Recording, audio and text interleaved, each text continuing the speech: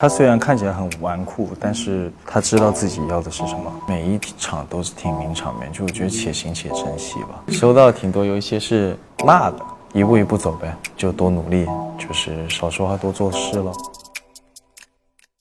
他其实就是一个小孩，一个爱玩的小孩，但是呢，他就是其实一直在寻找自己的方向。他虽然每天爱玩，就我自己想的是，直到他有一天遇到了傅柔，包括他后面遇到了他的一个方向，就比如说我要当将军，定远将军胜出莫对，我要光宗耀祖，我要去替国出征这种，然后他就有了一个使命，就变成了一个男子汉。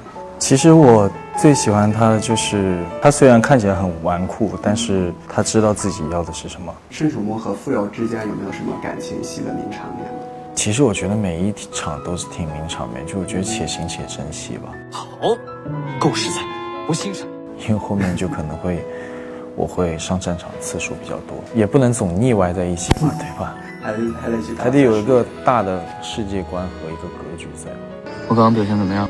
我跟他我们是专业的演员，就我跟他看演那些很甜什么那些东西，一演完之后一咔，咔了就咔了。我觉得这个他会说我觉得这个挺好的，我说你刚才也挺不错，就没了。就我们俩认识很熟，就不会说有那种。现场有没有什么好玩的事情？其实我每天在现场都在玩，比如说很多名场面啊，还有那个生死离别之后又见到那个傅柔啊，就飞吻那些，其实都是就是我们即兴这样子玩出来的。因为我觉得加这些东西会，虽然有点不符合那个时代，但是我觉得把爱情先看重一点吧。就是前期我跟他两个人之间就是这样小甜甜那种，就是前期在傅柔家的时候。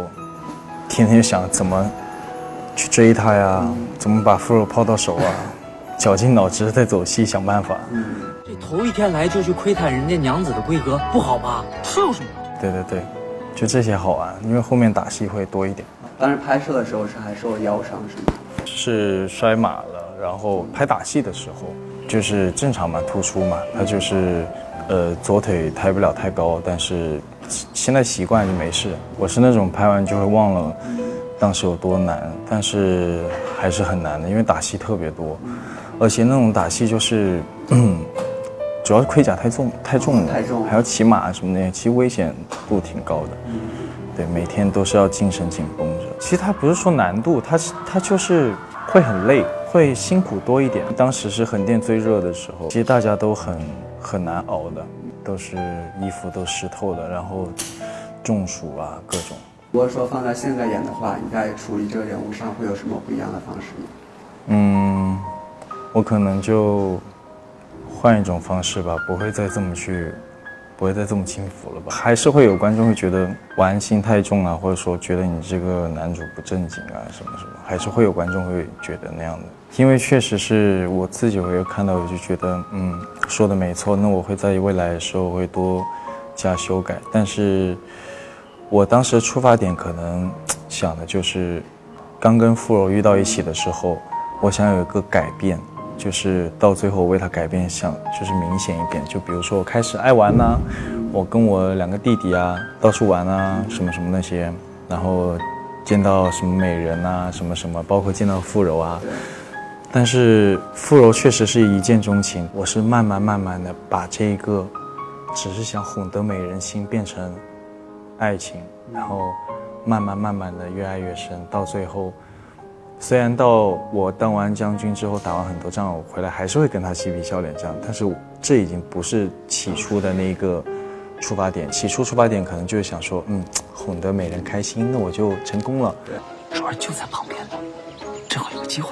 但我后面我想把这个心理路程变成一个，我还是可以跟你嘻嘻哈哈，但是这是我卸下防备对你一个人这样而已。因为我们拍的时候确实也是这样，就是跟傅柔跟一同拍的时候拍几天，然后后面好几天我是在打戏，那其实也会想说拍点轻松的戏，感情戏什么，就其实也会去想的。目前已经演过几个比较这种外放的角色那未来会有考虑挑战一些比较内敛或者说更有深度一点的角色吗？有，千古就挺内的，就演内会比演外，我个人觉得会舒服一些。更舒服。对，多用眼神和内心去表达，那眼外你要去放出来就很累。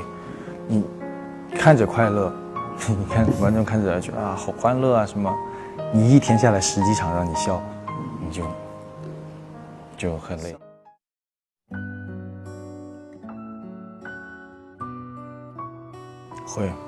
会，其实还是需要去拍完一部戏放松一下，让自己心静下来，然后再去接受一些外界新的东西，需要给自己一点时间休息一下。